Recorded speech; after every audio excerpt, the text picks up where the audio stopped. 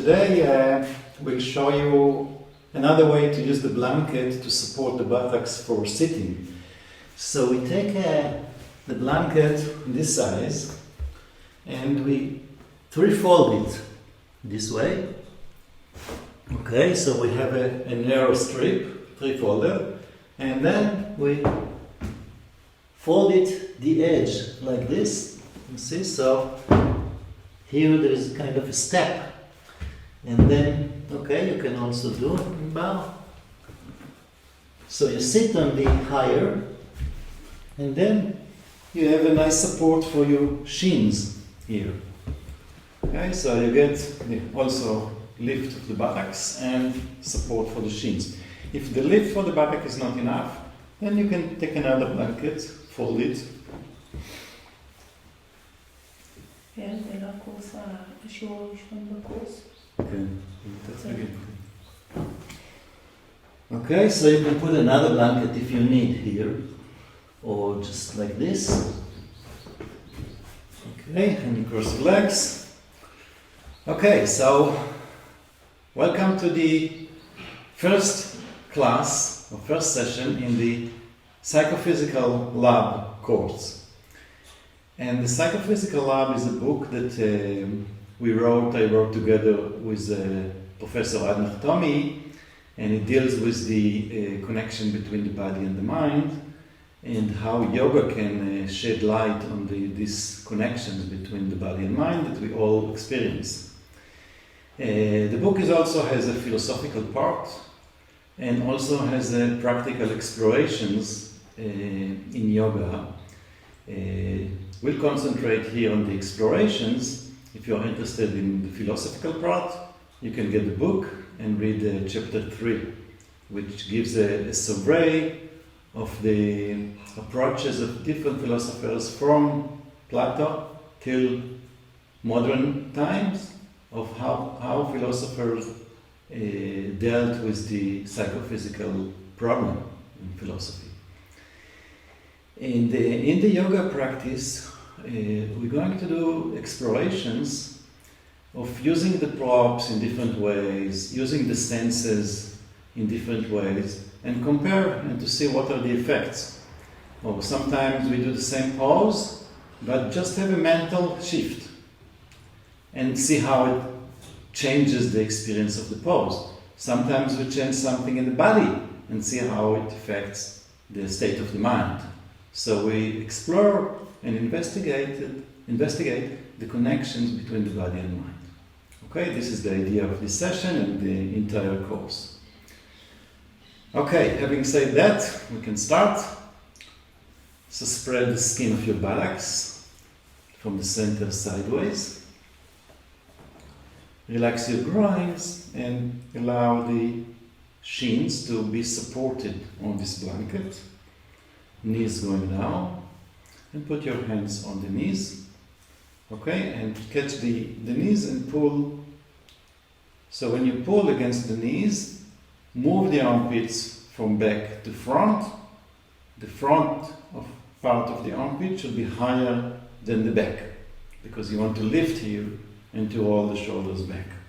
So imagine there is a circular action around your armpits this way, rolling back. Stabilize your spine, extend it up, also the cervical spine and the neck. Make yourself tall. And then looking forward, soften your eyes and relax them. Close your eyes. When you close your eyes, the mind goes inside naturally and you find the breath. So observe your breath, slow, soft inhalation, slow, soft exhalation.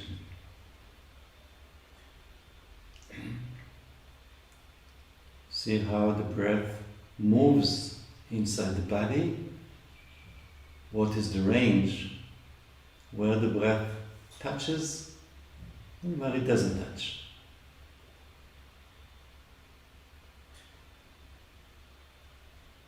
And with the exhalation, relax your body, relax your shoulders, Relax the skin of your face.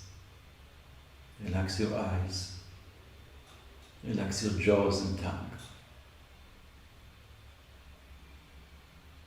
Allow the awareness now to move from the face to the back of the head. Make sure the head is aligned vertically with the spine. And then from the back of the skull, move the awareness down into the center of the chest, the seat of the heart. And then join your hands in front of your chest.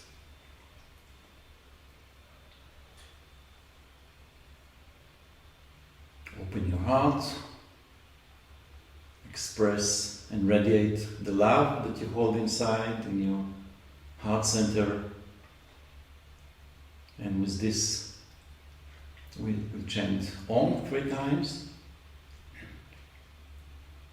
Inhale.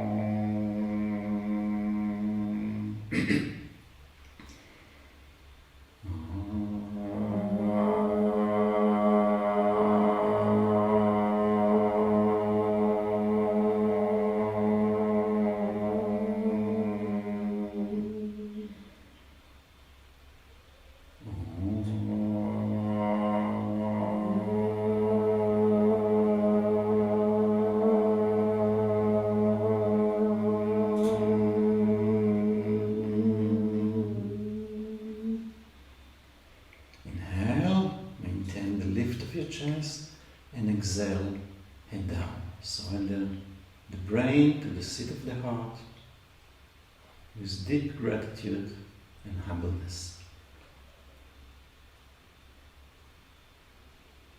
Then release your hands, inhale and slowly lift your head. Okay, we'll start with a little bit of opening the shoulders with a belt. So we take a belt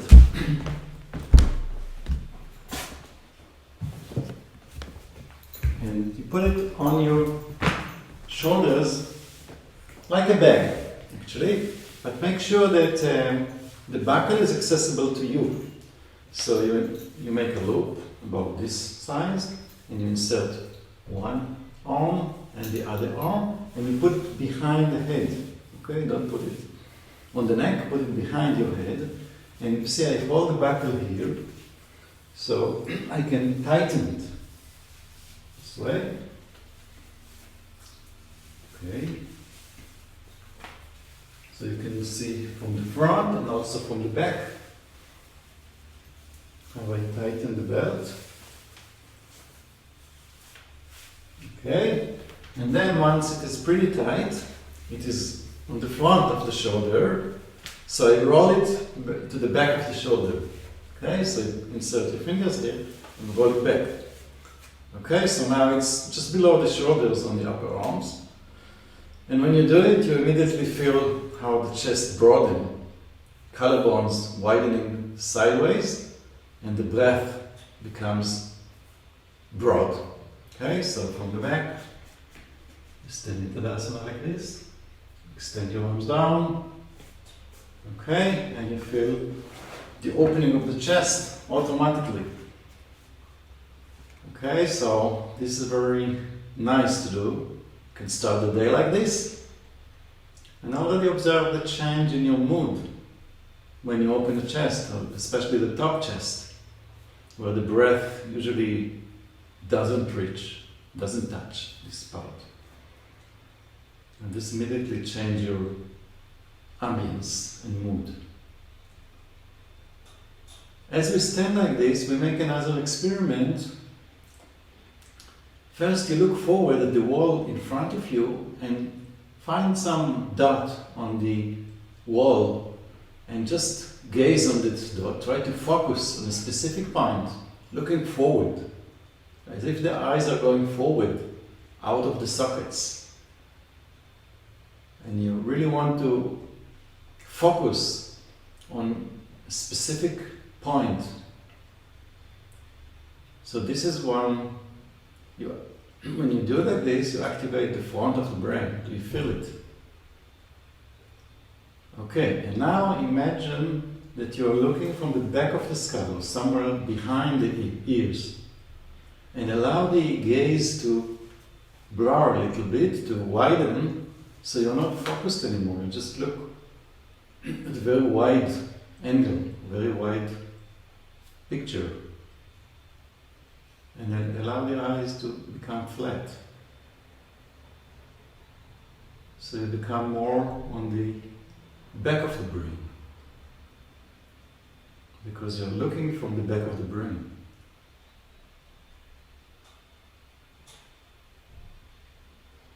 Okay, and then release. Did you experience this? Because this is the first exploration that we do. And in this one we didn't change anything physical. I mean, the belt was one exploration, but we combined two explorations. The exploration with the eyes, it's just a mental or shift of the senses of perception. The body does not change, but still I'm sure you felt that the experience of the pose was different when you're really focusing forward, or when you allow the gaze to, the vision to spread, and as if you're looking from the back of the brain. By the way, don't stay too long with this because it blocks the circulation to the arms. So you can stay a few minutes with this is called shoulder jacket. You can stay a few minutes in the shoulder jacket, but then remove it.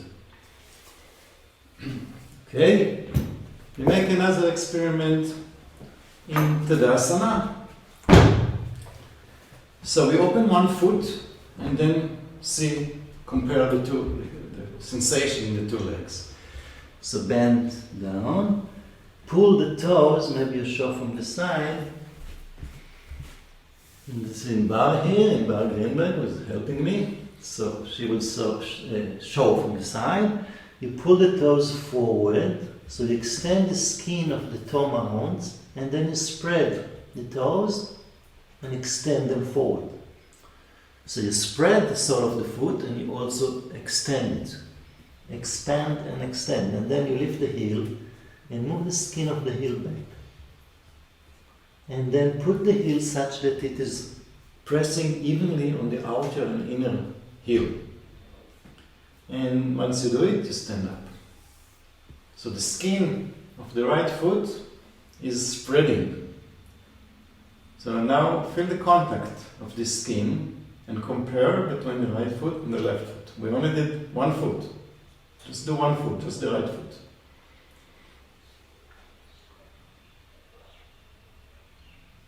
So obviously you feel a difference in the feet, but see if this difference can extend also to the knees, maybe to the hips, maybe even to the vision of the right eye and left eye.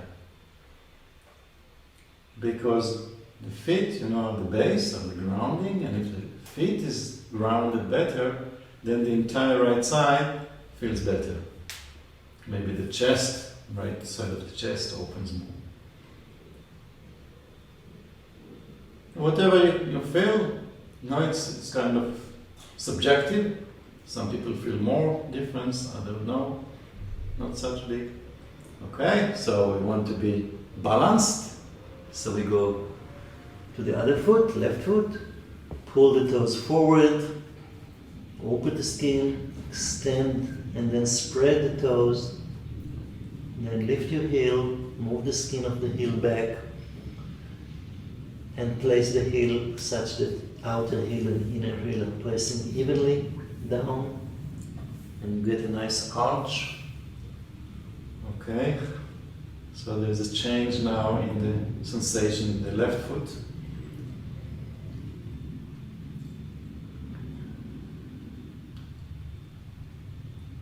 Okay, so we did some experiments, explorations in Tadasana. And you'll get the list of all the sequence with the number of the exploration in the book, in the psychophysical book. I recommend that you get this book, you read it, so you get the background for the study that we do today. Okay, we make another study in Vrikshasana, again observing the feet. Okay, so lift the right leg to Vrikshasana. Okay, extend from the inner groin to the inner knee, hold the knee out without turning the pelvis. See that there is no space between the calf and the back of the thigh here. Yeah. So you need to lift the heel as high as possible. Okay, then lift from the belly, lift the chest and stretch up. Okay, so you don't need to join the hands if it creates tension in the throat. Just extend the arms in shoulder widths apart, so you connect the sides of the body with the arms extending forward. Stretch all the way to the fingertips. Observe your standing leg, the left foot. See that you move the thighs back and tailbone in. And then you can broaden the chest, breathe, look forward at eye level. Okay, now we go back to Tadasana. And see, observe your legs, observe your feet. So, do you feel a difference? So this exploration is an example of we changed something with the body, we did something different with each leg, and then when we come back to a symmetrical pose, we feel the effect by comparing. If we didn't stop to compare, maybe we wouldn't notice. But if you stop for a minute and observe this, you learn something about the effects of Vrikshasana. Okay? And then you do the other side. Okay, so you see the heel as high as possible, so there is no space here. You move the thigh back, the standing leg, thigh back, tailbone in, so you can start to lift from the lower belly, and then you stretch your arms up and connect the sides of the body by extending the arms up. You extend the sides of the body and you lift your entire rib cage. Okay, don't lift the shoulders too much, because then you create tension here in the back of the neck. So the trapezius muscle at the back should descend, actually, but the sides of the body, the side ribs, are lifting. Observe forward, eye level. See that you broaden the pelvis, you broaden the chest, and you also extend up. So we combine extension with expansion. And you want to stay for like a minute to have the effect.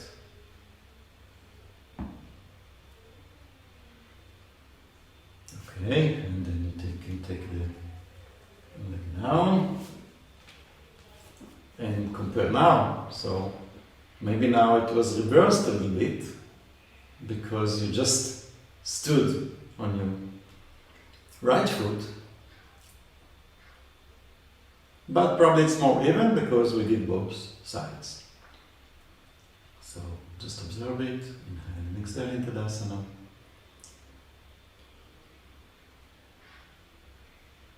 Okay, we continue to explore Vrikshasana, the tree pose, and we're going to compare doing it facing the wall with doing it looking at the space.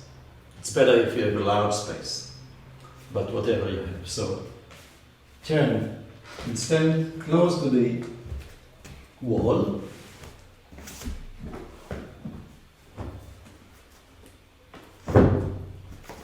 Such that the tip of your toes are almost like about 2 centimeters away from the wall. So you really don't see much. And then you lift your right leg.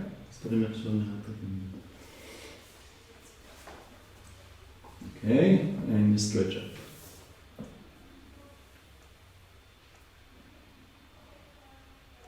Move the shoulder blades in. Maintain the shoulders rolling back. Okay, so you're facing the wall, there's nothing much to see, and it affects the eyes. So observe what is the experience of the pose, when you don't have much to see. It affects the eyes, and the eyes are connected with the brain. So what is the effect? Okay, look down, on the same side, turn around. Okay, and lift the same leg. And stretch up. So now, again, observe from the back of the brain forward and allow the eyes to look at the space, unlimited space, imagine. Sometimes you can do it outdoors, in nature, at the beach, so you can look at the horizon. So it's a very different experience, and the same pose, but with different fields of vision. So in the practice we want to explore all these nuances, and this we learn about how the senses affect the mind, how they affect the body. Okay, and then this. And let's do the other side, just to keep the body symmetrical, even. So again, facing the wall, lifting your left leg. Okay, so for some people the foot slides. In this case, you have to press the foot, the heel, and the entire foot against the knee, against the inner thigh, and resist with the inner thigh. So you get some kind of compactness there, like a kind of a challenge between the foot and the thigh. And usually then it doesn't slip. Okay, stretch your arms up.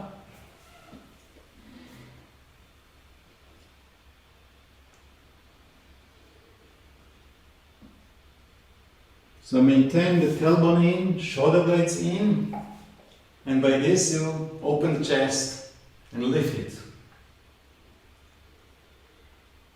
So with open eyes, but nothing to see, because the wall blocks the field of vision. Okay, and then you turn around.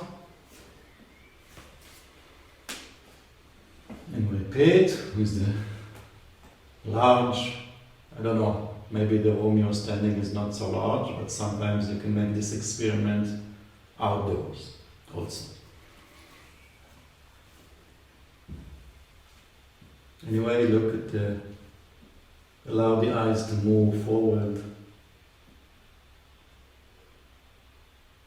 and have a wide field of vision compared to standing facing the wall.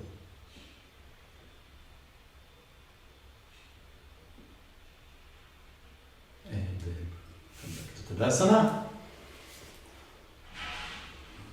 Okay, one more exploration of Vrikshasana, effect of vision on balance.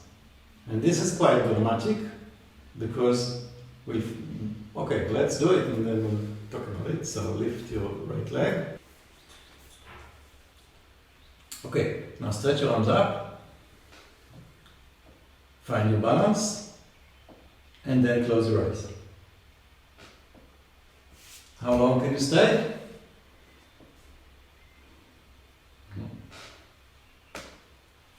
You guys doing better than me. I could hold only a few seconds. Tadasana. And then on the other leg. Look forward. Balance. Stretch your arms. Once you settle in the pose, close your eyes.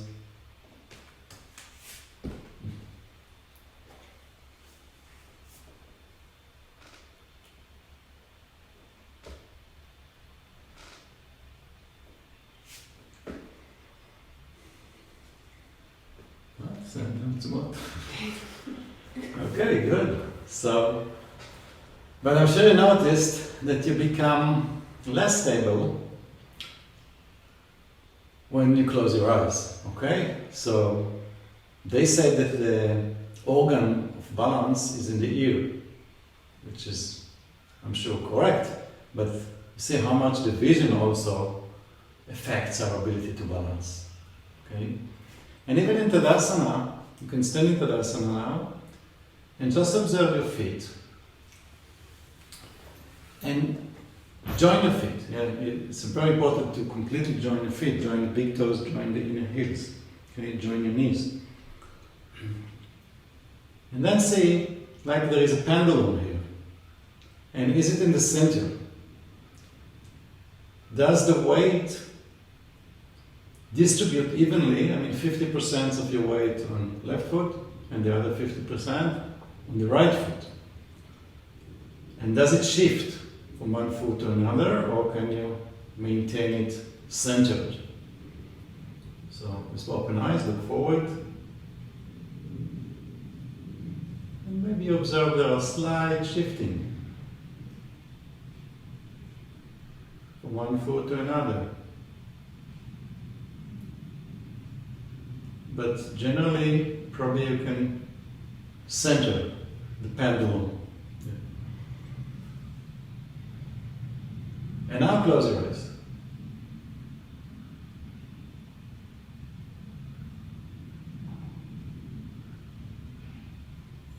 So, is there more oscillation? Moving, shifting from one foot to another? Probably yes. So it's again, even in Tadasana when we stand in 2 feet, still the vision is very important. And we're going to try it in another pose. A little bit more challenging pose. Okay, so this is enough for vision, Tadasana and Vrikshasana. And let's go to Adho Mukha Svanasana. Study the effect of changing the geometry of the pose, you could say, or changing the shape of the pose. So use 2 blocks. So get 2 blocks and go next to the wall and put the blocks, if possible, put them diagonally against the wall. At shoulder width apart, because we use them for the hands. Okay, and then you put your hands on the blocks,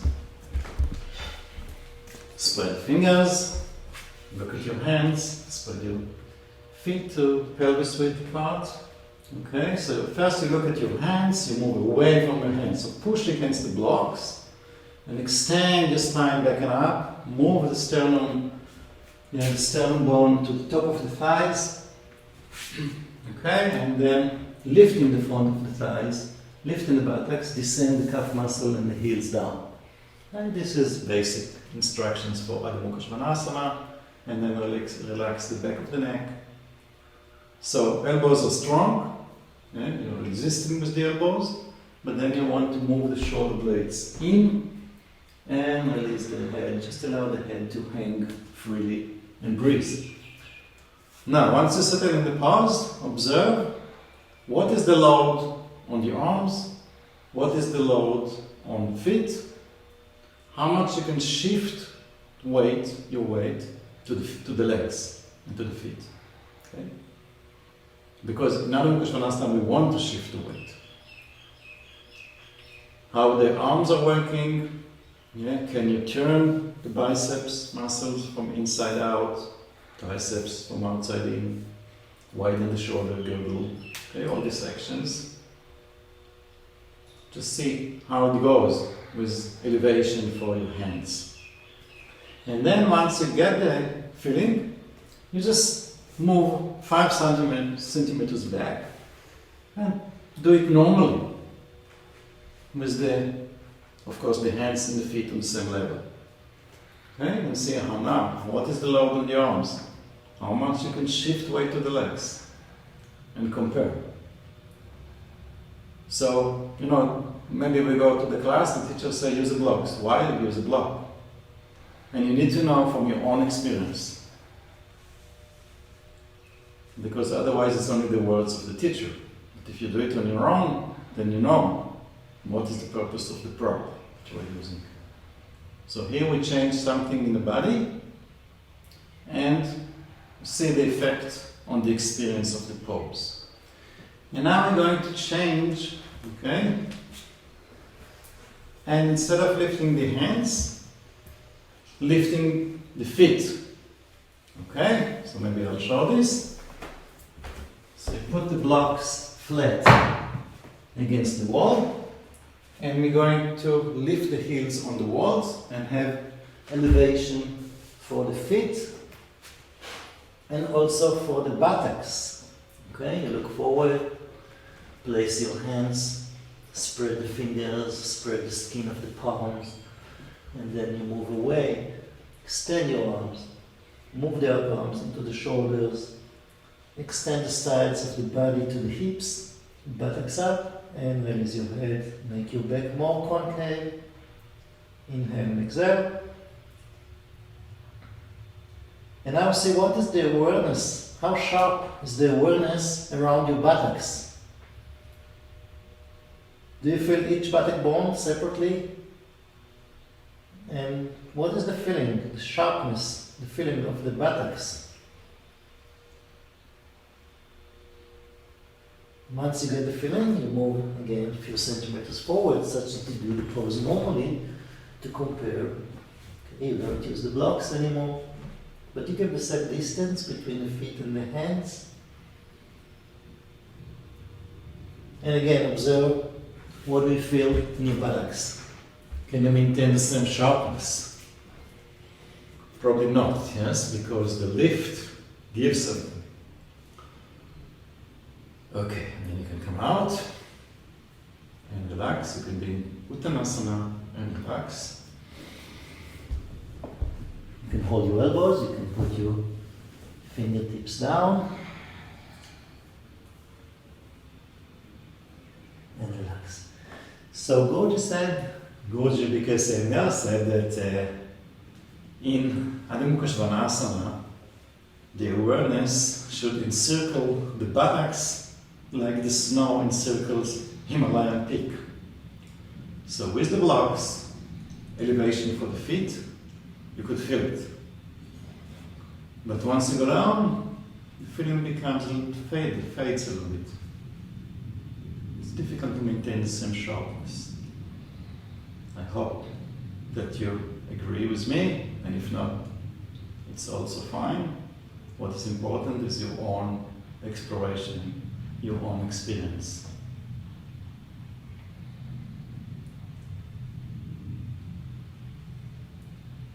Now we do Adho Mukha Svanasana again, but this time we're going to let a bit of your charm. We're going to raise or to elevate both the feet and the hands. So we'll not change the shape or geometry of the pose, will remain the same. Okay, so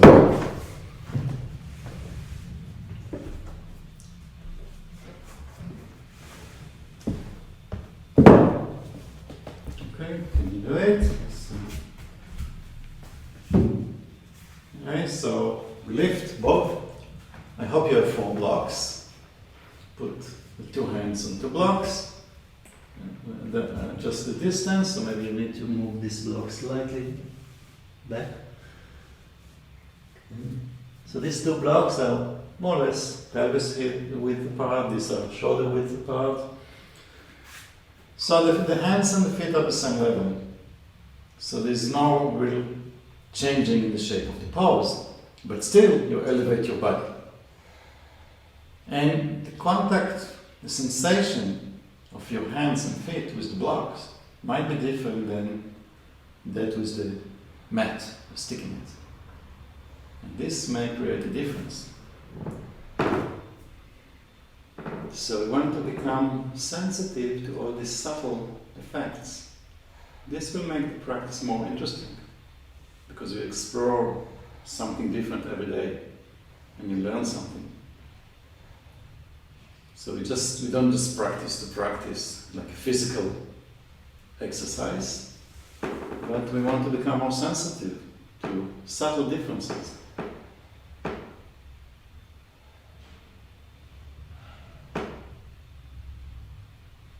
And once you get feeling, you just move away from the blocks, maintain the same distance from between the hands, but do it without the blocks. So the difference, if there is any, is probably psychological, having the experience of being elevated with the blocks. It's not by changing the shape of the pose, or maybe also the touch of the blocks, which in this case we use cork, but you can use wooden blocks. Will be different than using on the sticky mat. Okay, come forward. Relax in Uttanasana.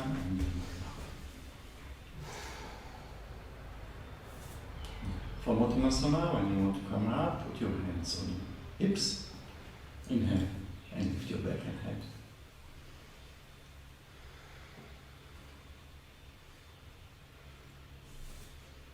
Okay, we're going to continue using the blocks.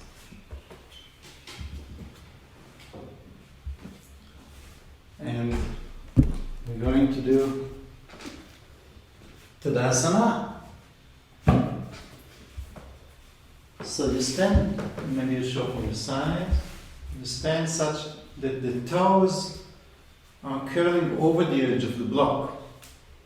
So you can release your toes and you be more on the toe mounts. Toe mounts are at the edge of the blocks here. Okay. And see what you feel.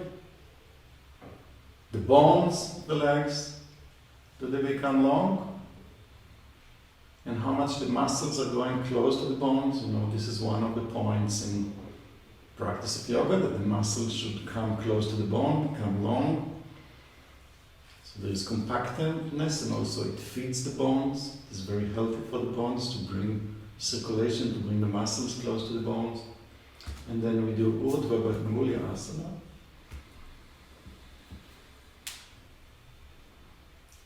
Squeeze your elbows, look forward, inhale and exhale, but experience the feeling, sensation of the feet and legs, and the tallness, and then you step off the blocks. How do you feel the legs now? How do you feel the bones of the legs? The same sharpness? And then Tadasana.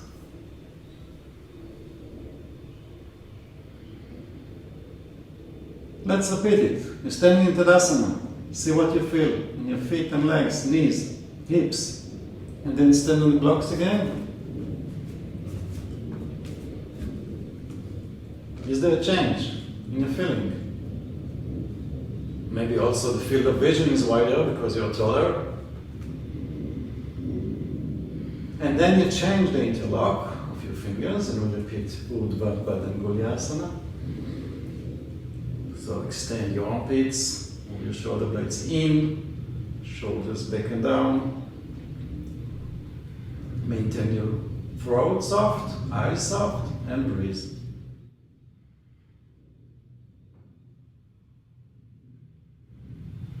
Then you step off the blocks again, and again compare.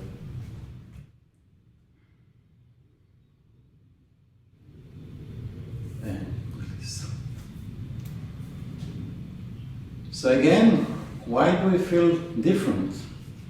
And at least I feel the difference. Maybe it's because we become taller. Maybe because the feet touching the block is different touch, different contact than with the sticky mat. It is very interesting to explore all these differences. And we're going to do this also in Uttanasana, so spread the blocks pelvis width apart. And again, stand. Yeah, one more difference is that the toes can go down and then we have more access to the bones here at the toe mounts. So this gives probably better access to the bones of the legs. And we're going to try it in Uttanasana, and you'll see. So the toes are curling, just soften them, allow them to curl over to the edge. Inhale, Vrikshasana. Exhale, go to Uttanasana. You can catch your ankles or you can catch the blocks. Widen your elbows. Extend your spine down, head down. Lift your kneecaps. Roll your buttocks forward as much as possible. More and more rolling forwards, but move the thighs back, in order not to fall forward, you need to move the knees and the thighs back.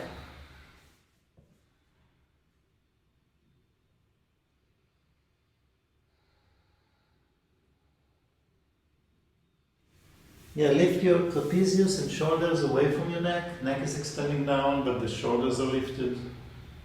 And your armpits are widening sideways to the elbows. You bend the elbows to pull yourself down. But mainly observe the feeling at your legs. Standing on blocks. And then maintaining pose. Still be in Uttanasana, but that's a step off the blocks. When we want to compare, it's good not to have a time gap. We want to have a sharp comparison, so we need to move from one option directly to the other option without time lapse. Okay, so you see again the feeling in the bones of the legs when you stood on the block and now. Okay, and then down.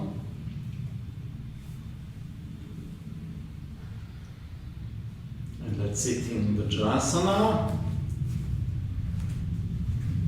We're going to do experiment in. So you take a blanket. Okay, maybe you can show from the side. We want to insert the blanket to the back of the knees. Okay, so put your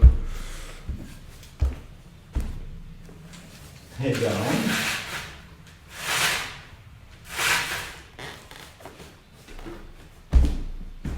So we want to put the head down to create space at the back of the knee. Okay, and by moving the pelvis forward, we open the back of the knee. And maybe we put the blanket this way so it will also cover your heels. So you put the edge of the blanket deep into the back of the knee. It should cover your entire calves and heels, and then you sit on it. Okay.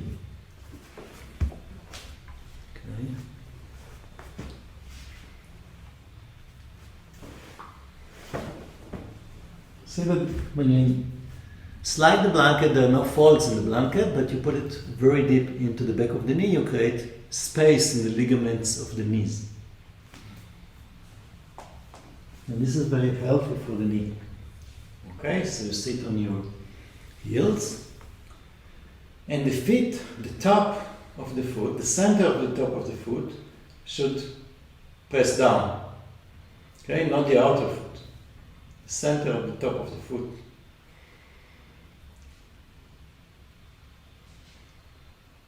Okay, you can close your eyes, relax.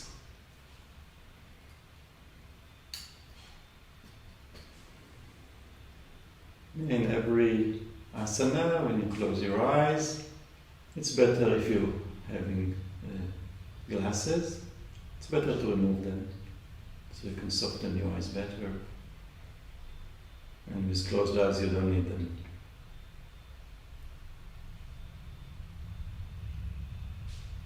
Okay, we make experiment of raising the arms, like in Urdhva Hasta, but sitting.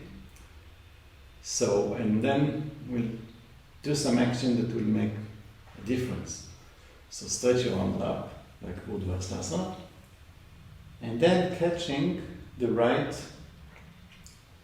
with the right, catch the left, and turn it this way, It means the triceps are moving in until they're facing forward, and then you lift the upper arm and extend the entire side of the body.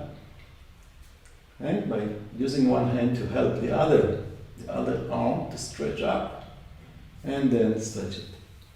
And compare the two sides of the body. In which side there's more extension, there's more flow going up. And then we do the other side, turning, rolling the triceps in and lifting up. Use the hand, catch the arm and lift it. And then touch the other one. So now it should be more even. Or maybe the right side is longer now. And release. Relax your shoulders, close your eyes, inhale and exhale.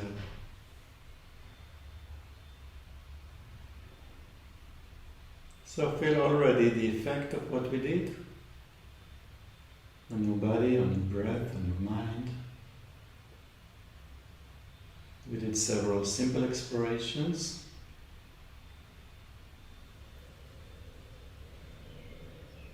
Okay, and we're going now to Uttanasana.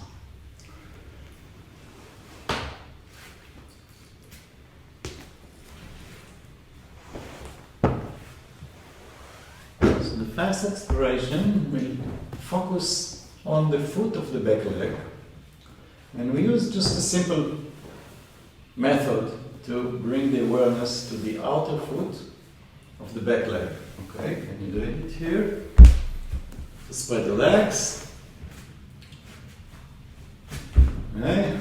Left foot slightly in, right leg turn out completely from the root of the thigh.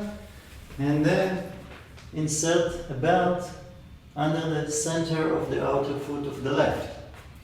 Okay, so this focus on the sensation of the touch of the outer foot here with the belt as you go down. Now you can imagine that somebody is trying to pull the belt, and you don't want to allow, she doesn't allow me to pull. I pull the belt, but she steps on it very heavily, so I cannot move it. So just imagine somebody is pulling, or if somebody is there around, ask him to pull the belt. Because then it sharpens the action here, and also it helps you to focus your mind on this. Right? So I try to pull. So this is one single-pointed, ekagrata, single-pointed focus. And then you come up. Okay, and now we'll move to this, and we want to do the same pose on the same side, but with a different awareness. And we try to spread the awareness to the entire triangle. Okay, so then take it out, stretch your arms. Just have a look before you go. So there is a triangle. It is triangle pose. So imagine a triangle from this foot, left hand, and right foot. So it's a very large triangle. And imagine you spread your awareness to this entire triangle. Spreading it to the corner of this triangle, the 2 feet, and the left hand. And compare this with the experience of focusing on just one point. So again, it's the same pose. Physically, it's the same pose. But maybe you find out that the experience of the pose is different.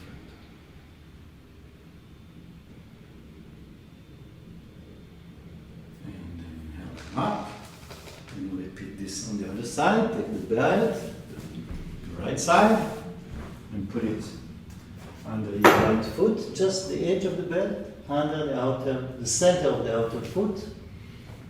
Turn the left leg out, stretch your arms, resisting with your right arm, stretch into your left arm, bend sideways, and imagine somebody is trying to pull the belt here. And you should not allow this to happen. Yeah? Press the outer foot heavily and focus only on that action. Forget all the rest. Just outer foot, outer foot, outer foot. This is a mantra, outer foot, pressing down. Make it strong. And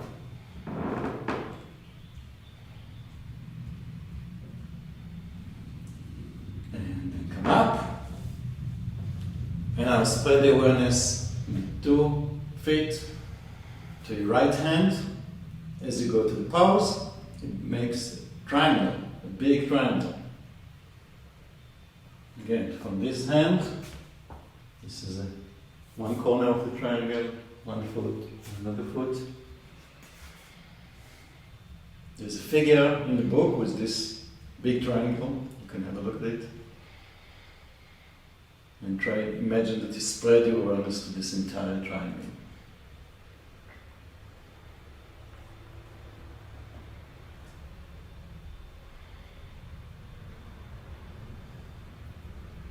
Okay, and then come up. And join the legs, come back to Tadasana. Okay, before continuing, I want to read you something, some quote of Vrikshasana that is in the Psychophysical Love book.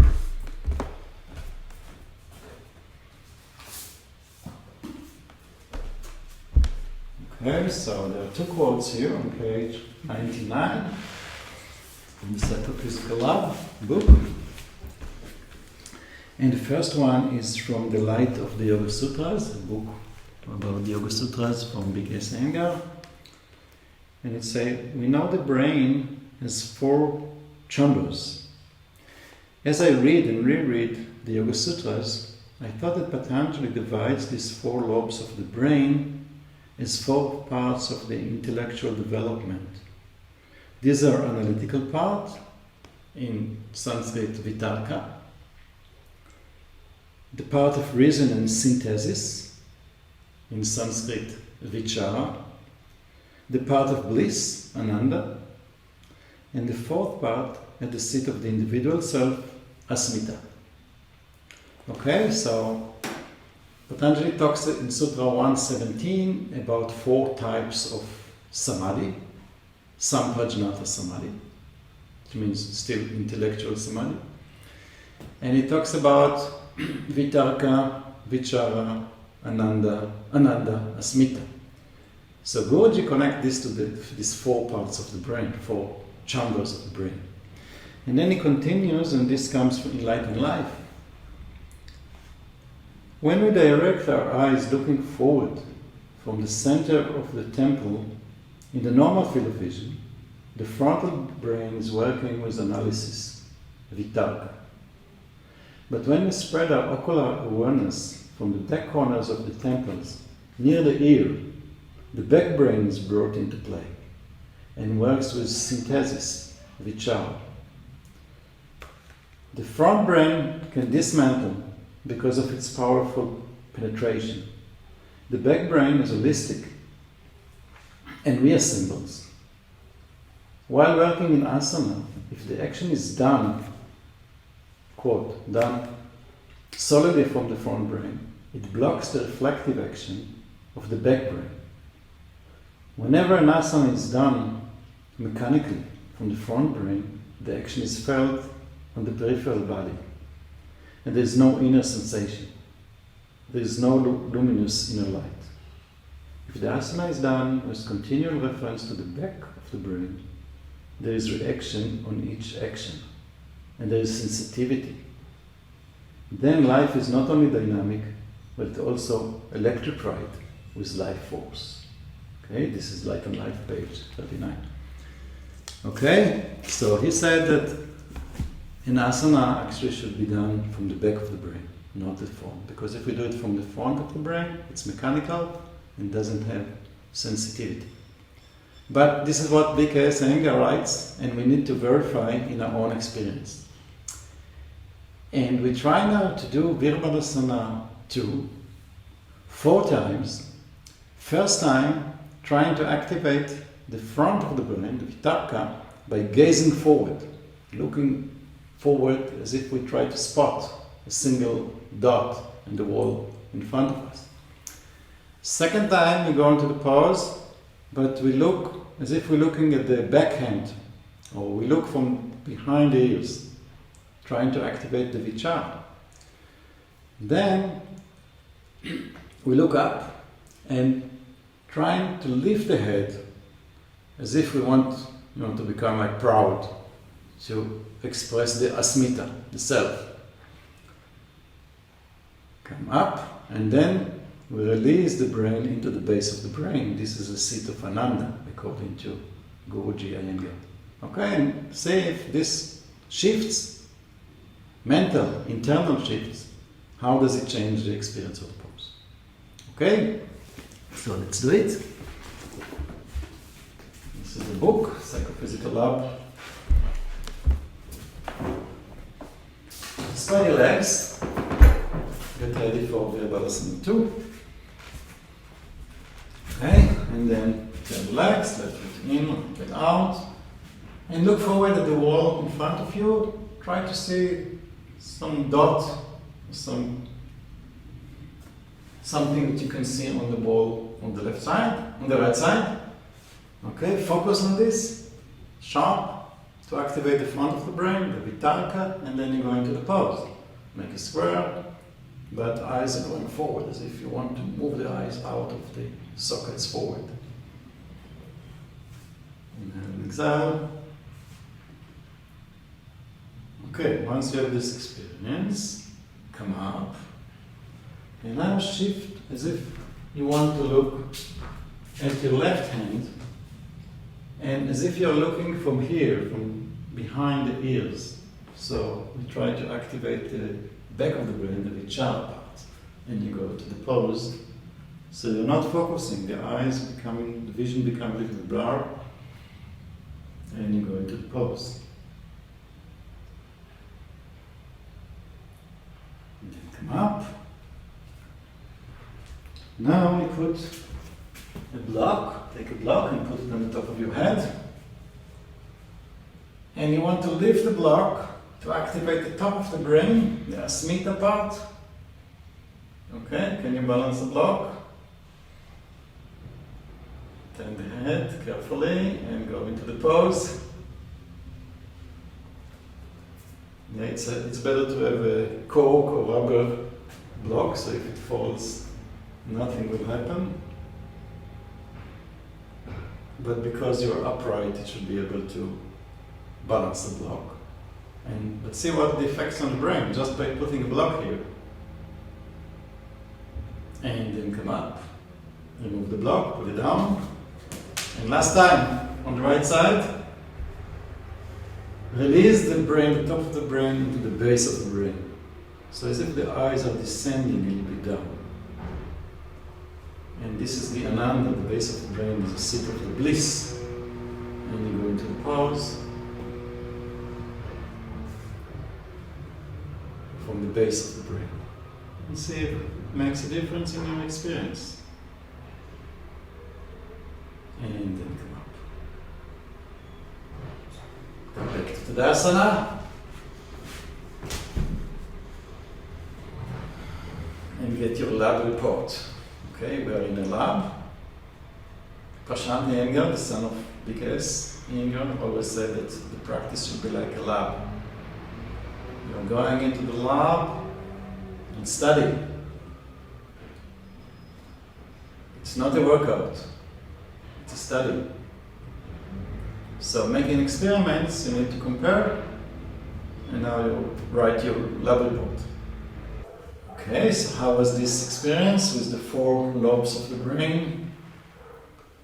So let's repeat it for Vrikshasana 1 also.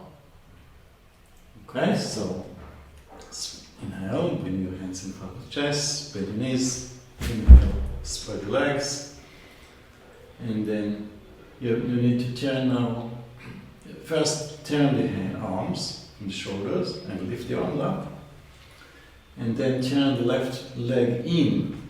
So the entire leg and the thigh are turning in, and the left side of the pelvis is going forward, and you turn the right leg out and you're facing sideways.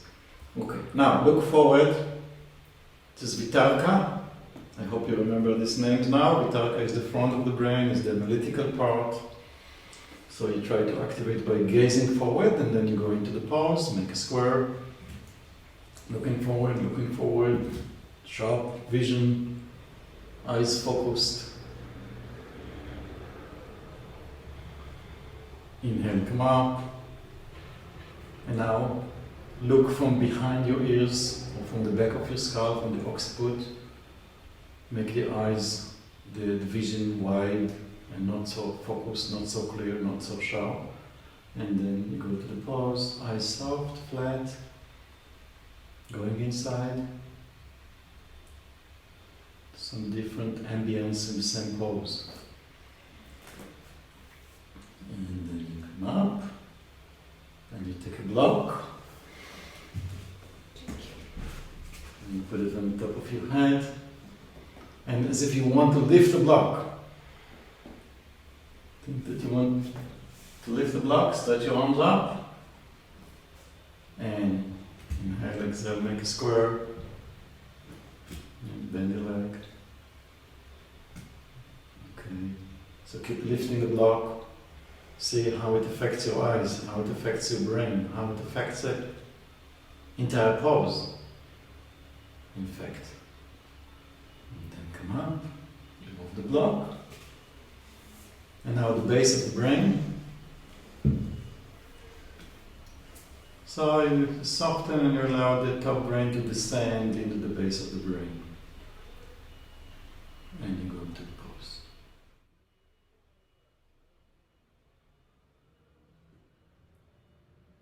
And then come up and come back to Tadasana. Stay in Tadasana.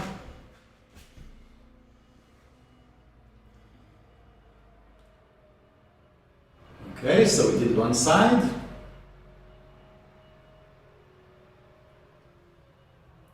And we repeat on the other side.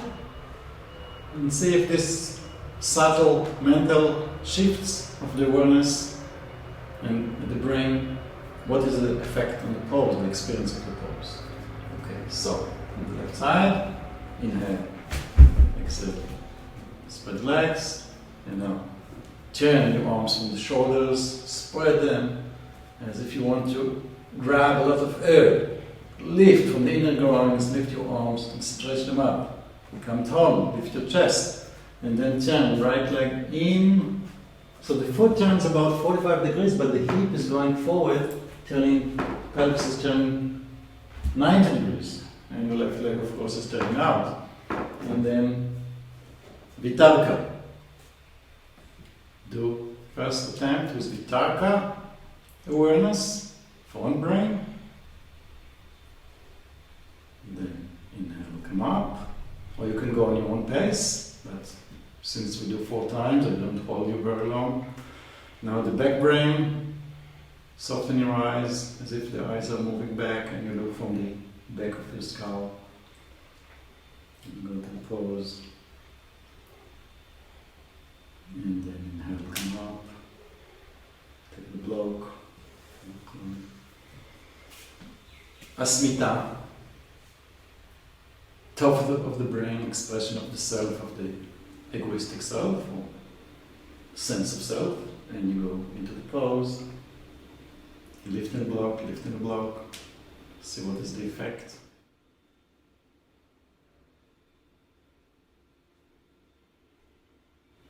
And then come up. Put the block down. Wait a while to prepare the Ananda. You need to soften a little bit. You need to relax the top of the brain to the base of the brain. And once you're ready, stretch your arms and go into the pose.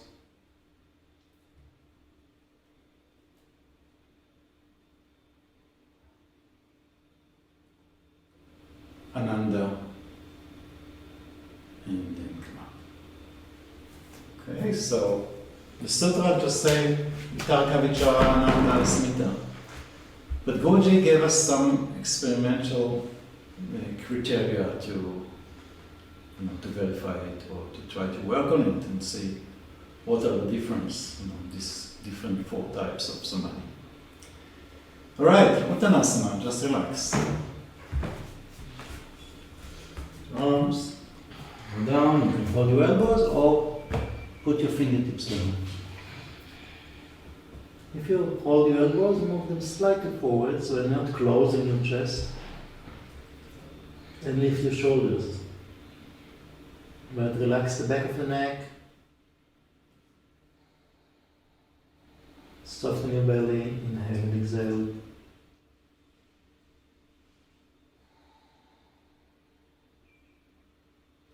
And then go forward to Tadasana, just to release the back. Yes, move your thighs back, extend your lower back. After doing Vrikshasana 1, maybe you know if you don't take the tailbone sufficiently in, you may experience some lower compression in the lower back, so it's good to stretch now the lower back and move the top thighs back, so the lower back is extended. And then you bend your knees in Adho Mukha Virasana. And we're going to make an experiment in Adho Mukha Virasana, and it's a slight physical change. And this will be placing the top of the forehead, the hairline, versus the entire forehead, the eyebrow line. Okay, so first, you put the hairline and stay a bit and see.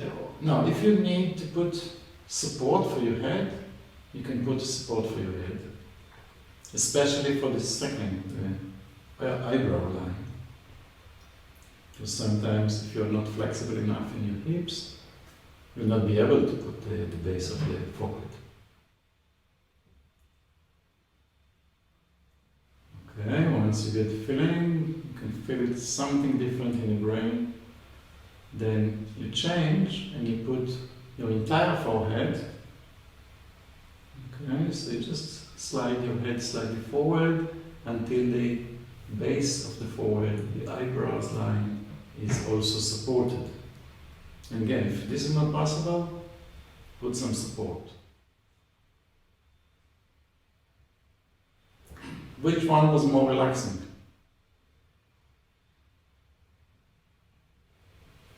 When we put the head horizontal, the ear line is horizontal. Now, before it was not horizontal. So it changes, subtle changes in circulation inside the brain, and this changes the experience. The connection between the body and mind are so tight. They're so much connected. But still in the philosophy and modern science, there is no account for this. There's no explanation of how exactly the mind affects the body and the body affects the mind. But in yoga we can experience and explore these relationships. And this is the theme of the book. Okay, now we change different types of support, different types of materials. A blanket, a folded blanket for the head.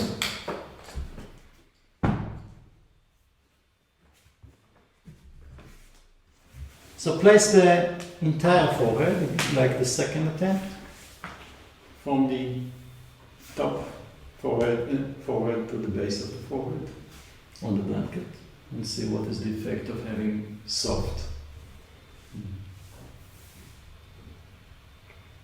support from soft material like cotton.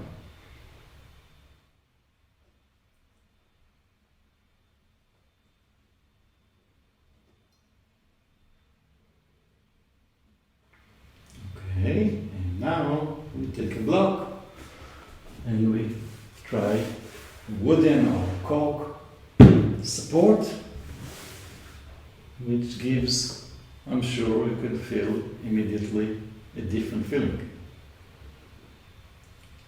So I'm using props. There are many ways, and sometimes you can use blocks, sometimes you can bolster, sometimes you can use a blanket, but you need to know what are the different effects of the type of material that you're selecting.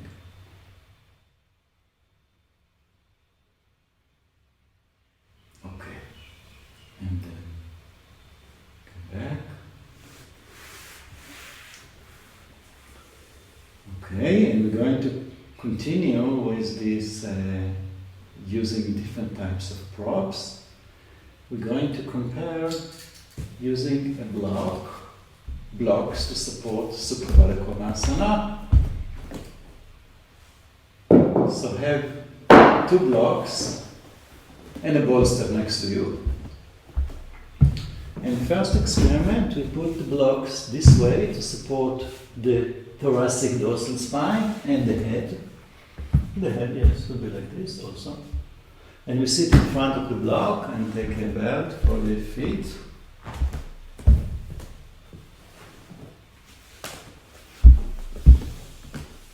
Okay. Now you can put the belt over your head. Yeah, and then above your thighs into your feet, and have the open edge of the belt to reduce, so you can tighten it by pulling. Yeah, so you tighten it to bring the feet closer and closer to your hips, to your buttocks. Tighten the belt. Yeah. You can tighten it by pulling. It's not so easy to tighten by pushing the wall. Okay, and then you lie down on the block. So the one block is just behind your heart center of the chest, and the other for the head.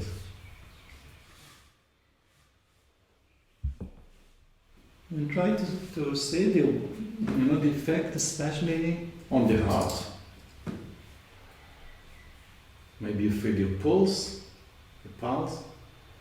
on the breath, of having a sharp, hard support. Close your eyes.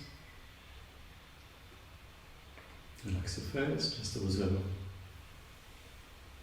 your chest.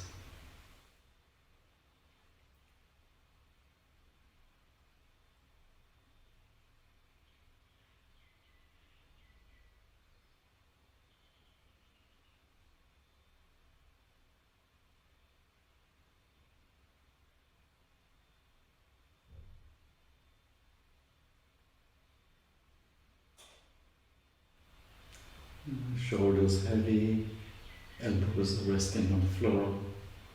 Soften your hands and fingers. Relax your groins. Also soften your face, allow the eyebrows to move away from each other. The brain to descend from the front of the brain to the back of the brain.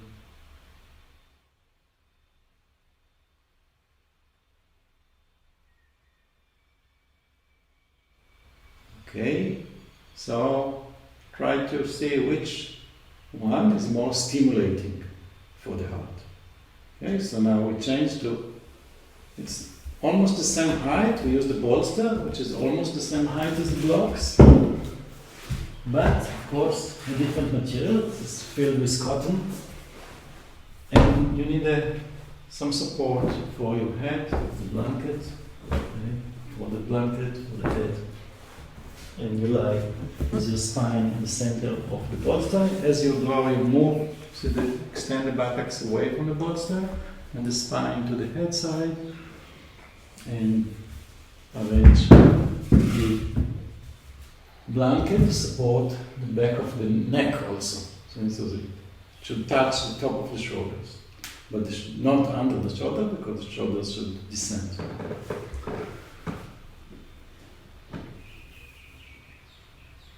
So now, how much there is sharpness, stimulation at the breath and the heart, and how much there is spreading of the muscles of the back and maybe of the lungs because of the softening. So it's the same pose, almost the same height and support, but different material.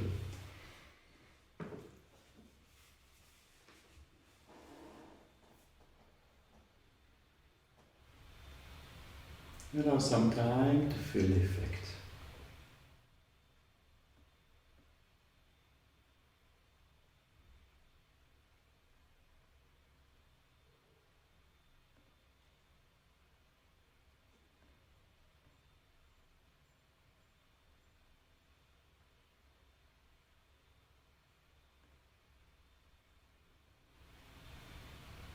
Okay, and then release. So, release the belt, just pushing the buckle away.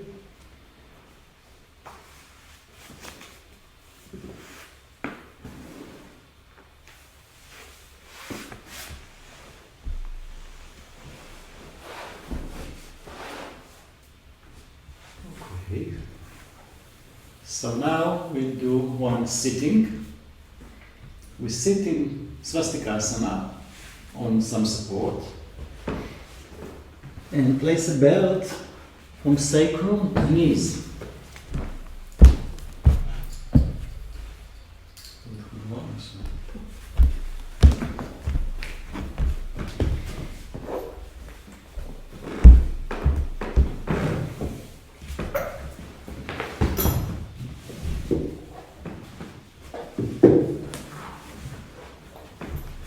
Okay, so sit cross-legged. And look, put it over your head. Take it down to your sacrum. And then put it on your knees, tighten it. You lift the knees slightly. And lift yourself. And then release your knees down.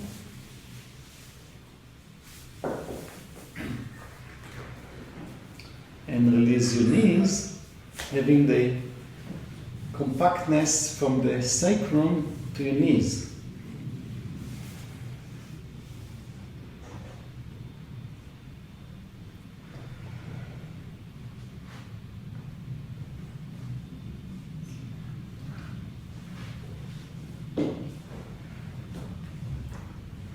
See what you feel, the connection between the bones of the legs and the sacrum. How much you can release your groins, how much you feel contained and supported, and what is the effect on the experience.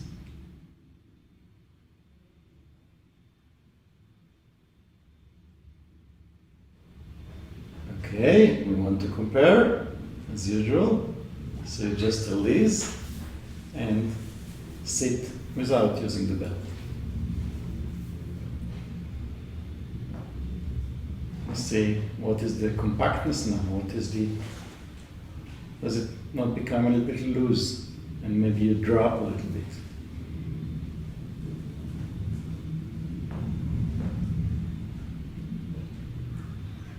Okay, I hope you find it interesting. And we go to another sitting pose, Tadasana. And for that, if you have a long legs, you need a long belt because we want to have the belt from the sacrum to the heels again. So I'm going to get a long belt. Maybe this will not be. You try. Is it long enough? Yeah. If it's not long enough, you can connect here, and you have two regular belts. You can connect them. Maybe you sit now sideways. Okay, so this belt is long enough for her, though she has long legs, but the belt is long enough.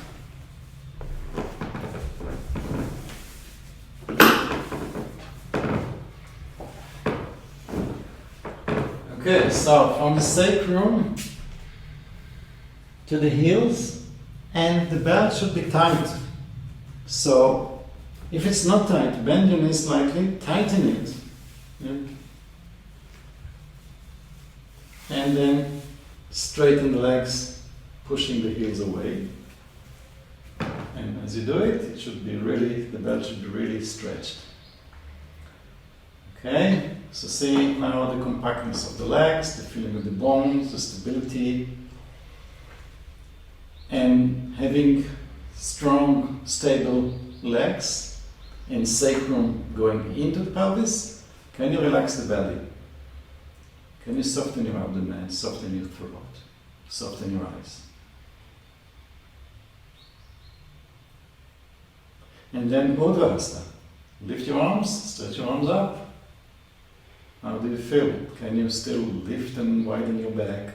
Make it concave when moving the chest forward.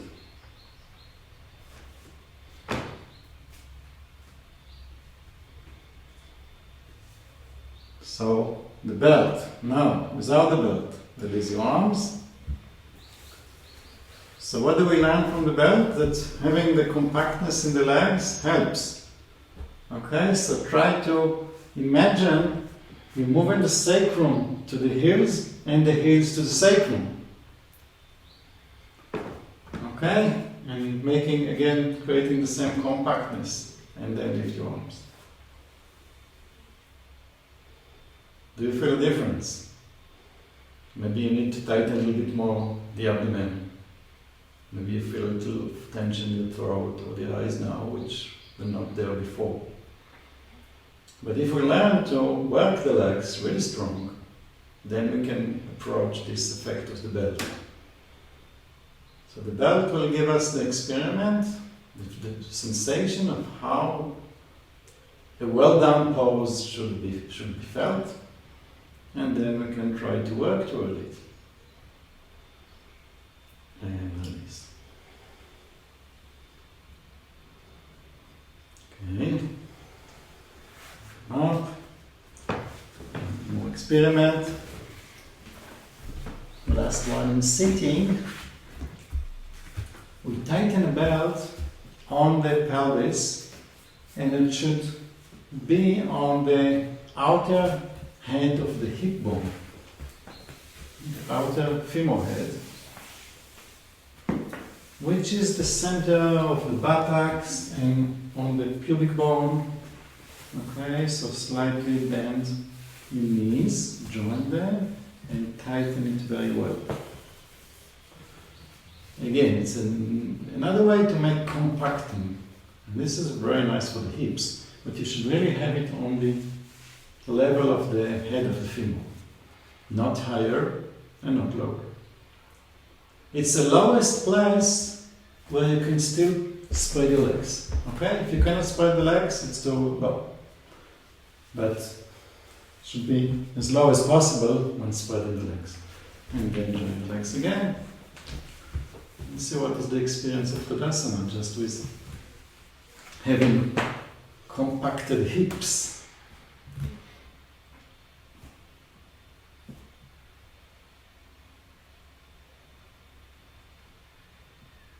So we're talking about having compactness at the outer body, allowing softening of the inner, the belly, diaphragm. So when something hold from the sides, you can spread from inside. Okay, and we're going to try in the Tadasana with the belt and then without the belt. Okay, but before doing this, we want to also to see what happens when we sit in the Tadasana. So take the edge of the belt and measure the distance from your pubic bone to your navel. So this is my navel is here, and this is the pubic bone, and this is the distance. This is my measurement. Okay, about 10 centimeters, maybe 11. So now I sit down and put the edge of the belt on the pubic bone, and magically it is way above my navel. Why is it? The body is upright, like in Tadasana. But when we stand on the legs, we use the legs, and we can lift the trunk from the lower belly. And sitting is more difficult. Did you find it? Yes, okay. Also, try to lift yourself, and then using your hands to lift, and try to create more length. Lift your navel, create more length in your lower belly. You can use your fingertips, or your hands. And if it's really difficult to lift your sacrum, you need to sit on a height, because otherwise you're dropping and you're collapsing the belly. You're trying to create length. And now, buckle should be accessible to you, so you can just release it. So I'm just releasing the buckle. And what happens to my sitting? As if something drops, no? As if I lose the compactness here, and then I find it more difficult to lift.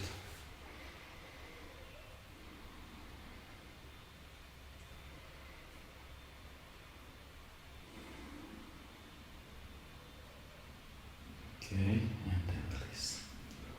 So we're doing quite a lot of experiments, and you can repeat them later at a later time, because maybe it's too much for one day.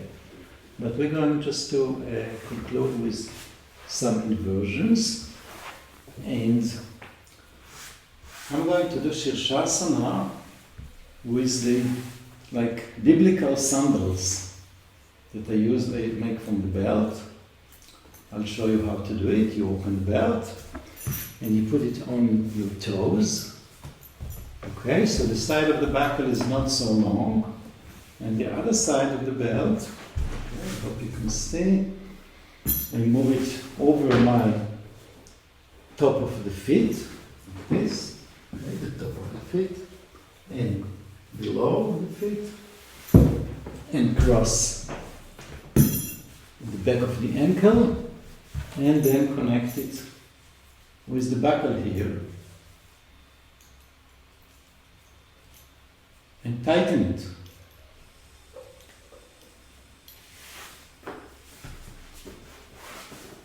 Okay, so it's from the toes. Okay, so you sit here, cross here, tighten it here. So the feet are held together. Okay, if you cannot go to a Shirshasana with 2 feet, with 2 legs simultaneously, then you cannot do it.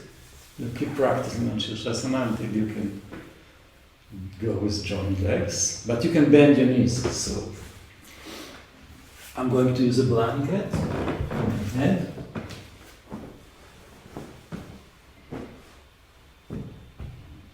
Okay, and then on the belt here.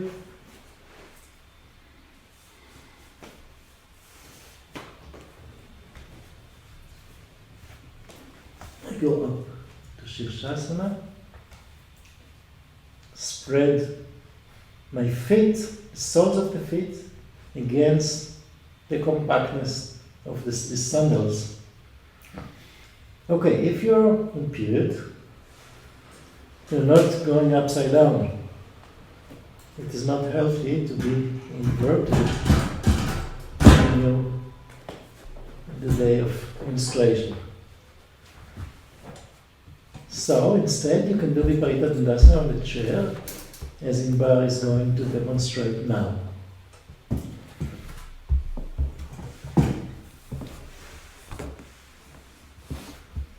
אני משתמש בקיר, אז תראה היטב. זה קצת במצלמה.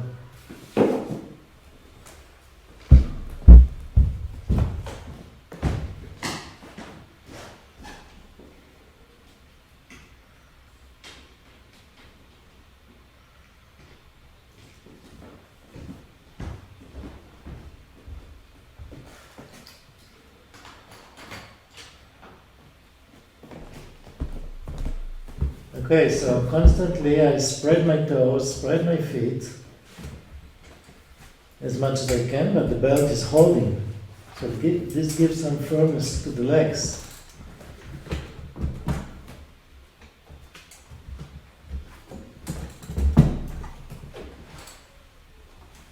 And Bar is showing Viparita Tadasana with a chair, which is a substitute for Shirshasana. It is not inverted.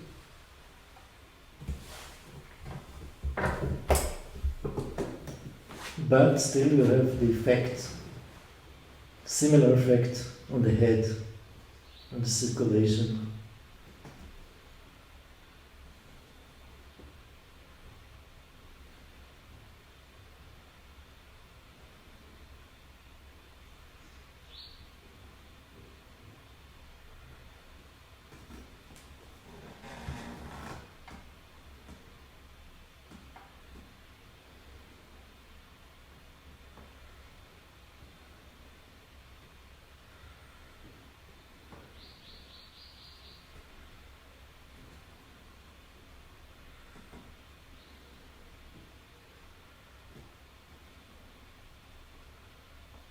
Okay, once I had this experience, I want to do it again without the belt.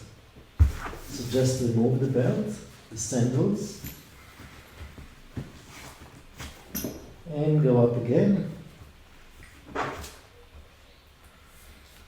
And try to have now compacting the outer thighs, joining the big toes, spreading the feet. Spreading the soles of the feet from inside out. As if you still have the belt there.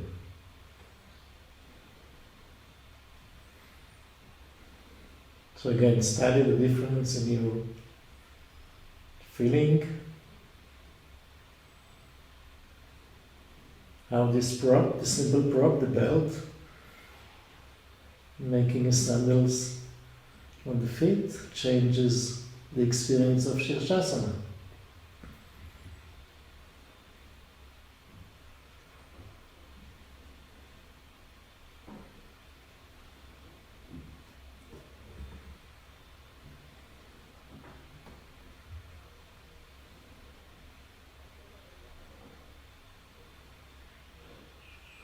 If you cannot do Shirshasana, you can do the same experiment maybe in Urdhva Prasarita Tadasana. Just lying down on your back, lifting your legs to 90 degrees with the belt and then without the belt.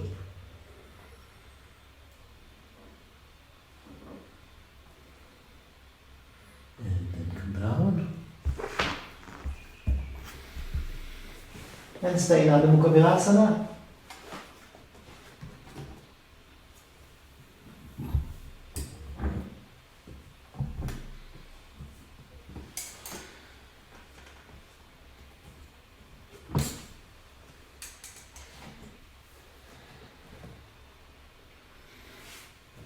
And we're going to Samadhi. So if you study Iyengar Yoga, you know that we always do Savangasana with a platform.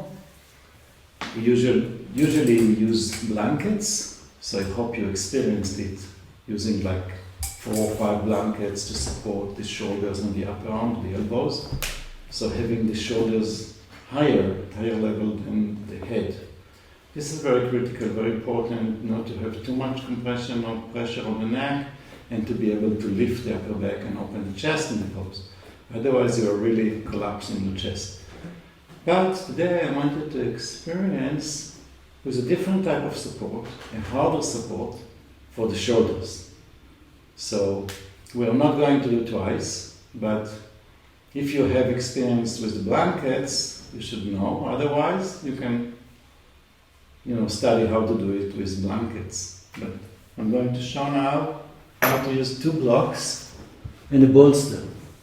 So the blocks are for the shoulders. And not to make it too hard, I put a blanket. And then for the elbows I use a bolster. And I use a belt to keep my elbows at shoulder width. And the bar at the same time, because she's not going upside down today. And if you have a period, you should not do this. Yes, so she's going to show another option of Supta Baddha Konasana. Okay, but just lying down and having a block between the feet.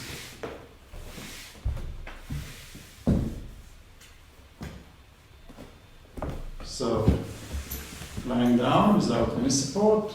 Before we tried block support, bolster support. Now just flat on the floor but widening more the groins with the block between the feet. And here's the blanket. I adjust it to shoulder width. Okay, so the elbows will be here, shoulders here, the head here.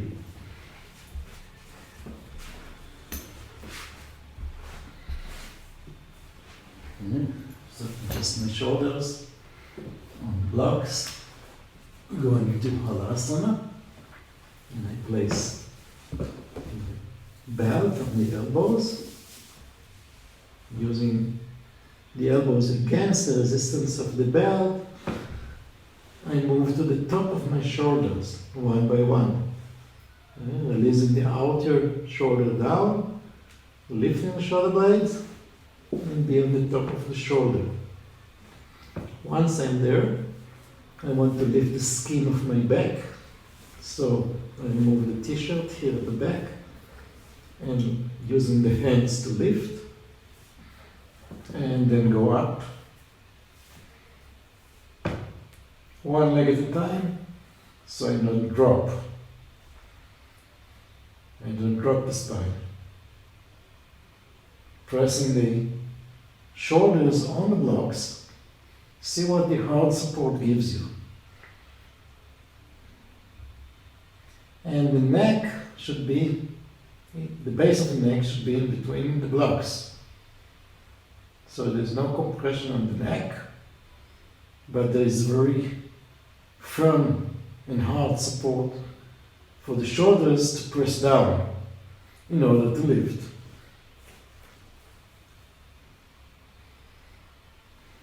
Stretch your legs, move your buttocks in and the thighs back. Relax your throat, relax your face, breathe.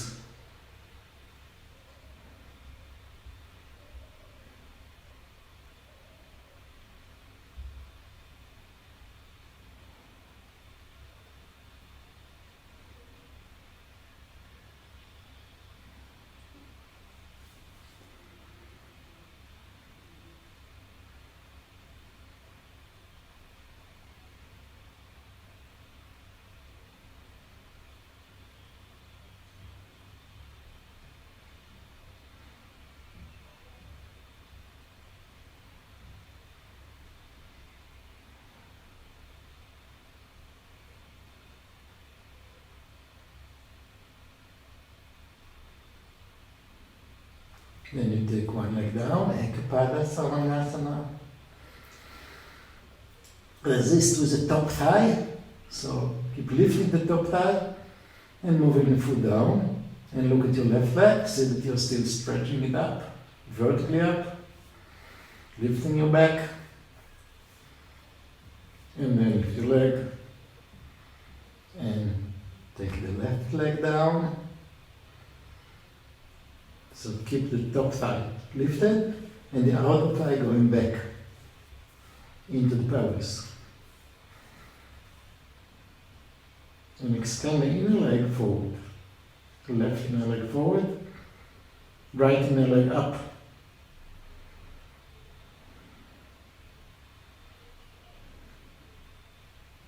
And then come up.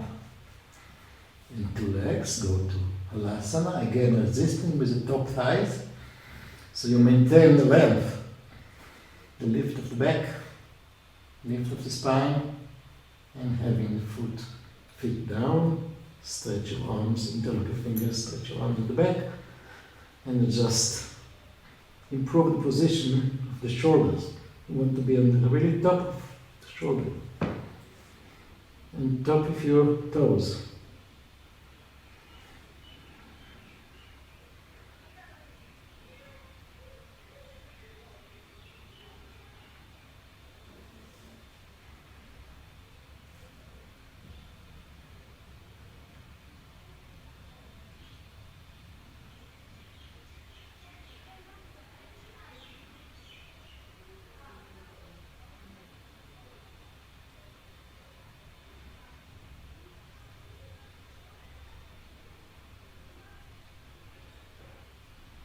change the interlock of your fingers.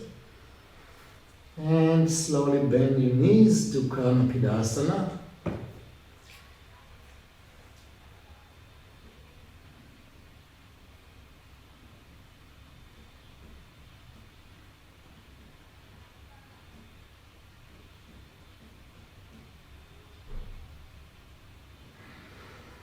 Okay, finally remove the belt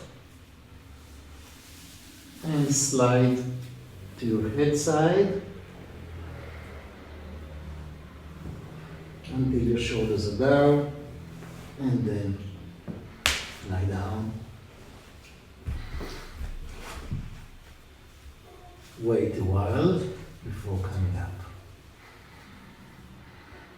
Just lie down with the shoulders down, head down. Close your eyes and observe inside.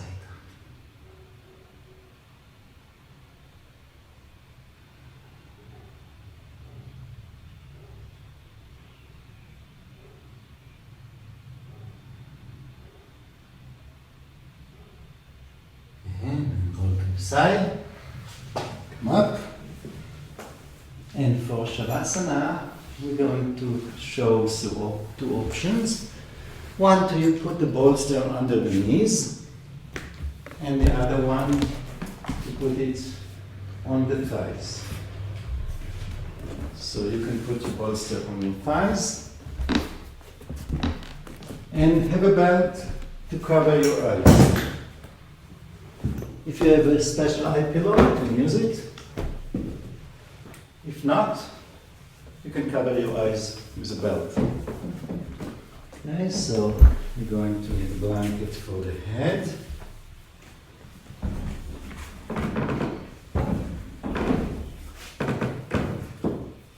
And I use the bolster. So what is the advantage of using the bolster like this? Of having the knees slightly elevated. Okay? It allows you to move the buttocks away and hence more releasing of the lumbar and the belly. Okay? Because once the lumbar is extended, the abdominal organs can recede. And here it makes the thighs heavy, which helps to relax the legs. So at different times you can try these two different options.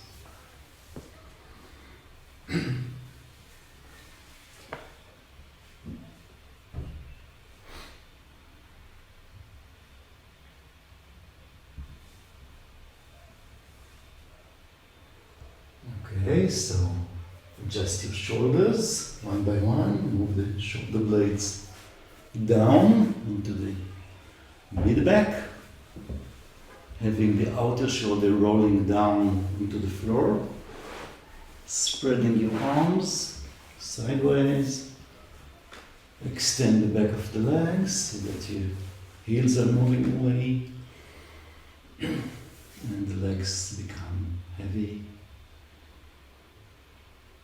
buttocks soft and wide.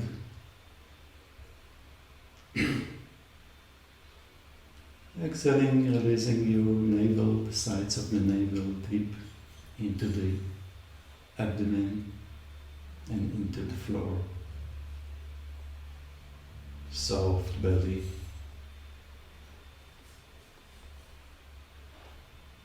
Soften your shoulders, and as you exhale, move them down, make them heavy.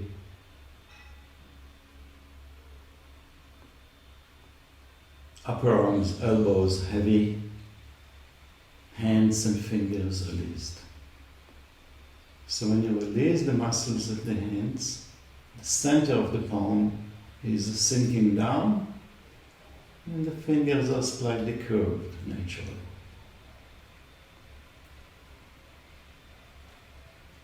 Then soften your neck, soften your throat. So we use the blanket so the chin will not stick out and the back of the neck will not shorten. So see that you have extended neck, the back of the neck and the front of the neck are evenly extended, so you can release your throat into the back of the neck, which is wide and long. Eyes soft, looking inside. Release the skin of the face, spread it from the center sideways. Spread the eyebrows. Spread the outer corners of the eyes sideways and the inner corners into the back of the head. And observe your breath.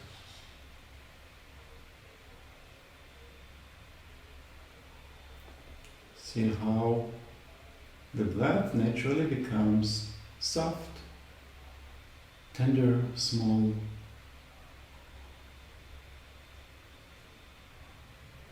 You should not do anything, just observe the breath.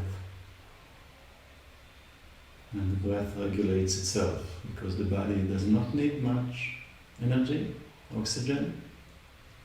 Automatically the breath becomes small and soft.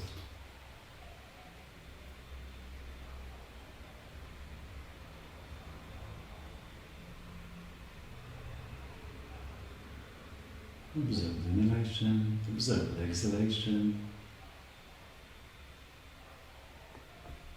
Keep your mind following the breath. Some air is inhaled in and then exhaled out. This is all. Your mind is totally occupied in this observation.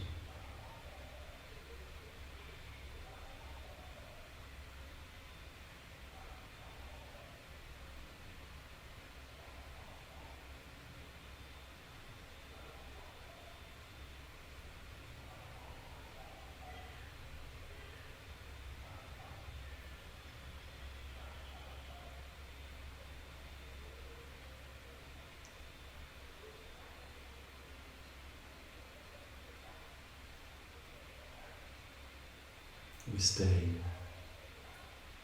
2 more minutes, completely relaxing. Whenever the mind wanders, gently bring it back to the breath.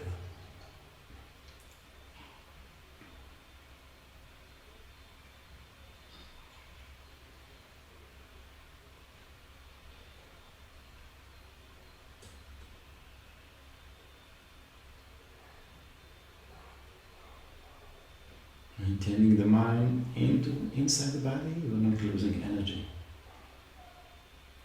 So you can have a full relaxation, complete rest.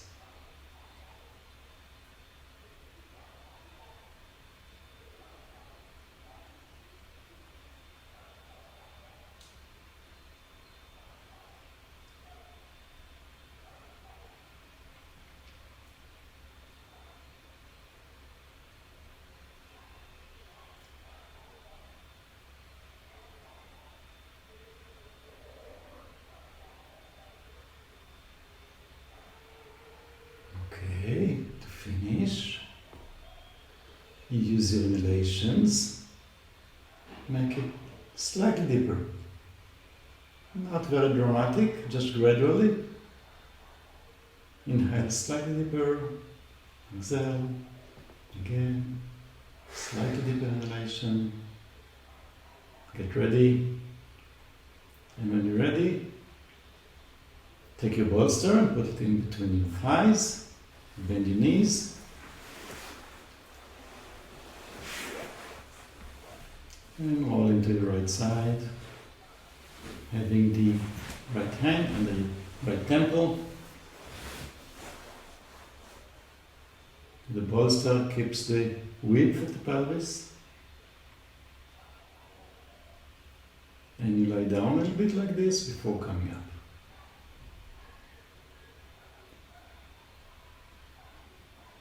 And then you come up. and sit. Use your left hand, push against the floor. Raise yourself. And you can sit in a bolster or in a blanket. Join your hands in front of the chest and namaste. Close your eyes.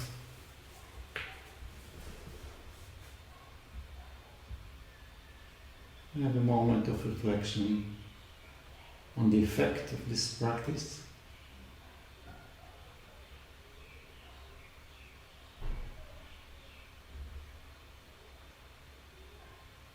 So we made several explorations.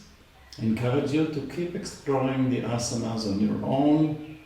We'll present more explorations in the following sessions of this course, but you can always find more and more explorations on your own personal practice. And this will make your practice interesting, playful, never mechanical or boring. So, head down, releasing your hands, slowly lift your head, gently open your eyes. And this is all for this session. Thank you. Namaste.